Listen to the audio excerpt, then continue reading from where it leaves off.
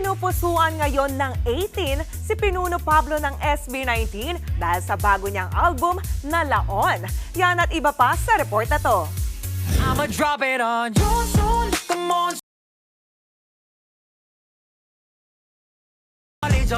Instant hit ngayon ang kalalabas lang na album ni SB19 leader Pablo na Laon.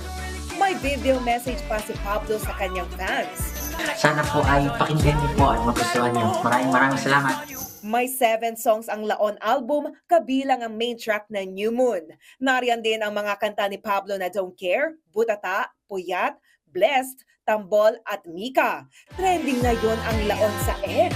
Iba ka talaga, Pablo.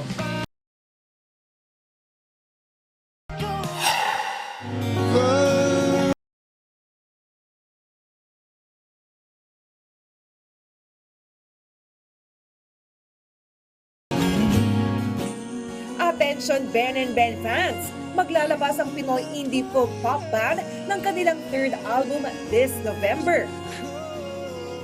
May schedule na sila para rito na may hashtag na Ben and Ben Album 3. Sa November 27 ilalabas ang official trailer para rito. Sa October 4 naman, may very important announcement ang banda. Magre-release din sila ng single sa October 18.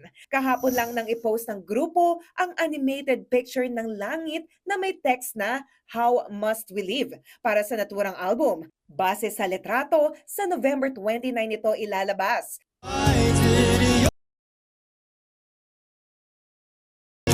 Last May lang nang ilabas ng Ben and Ben ang latest single nila na Comments.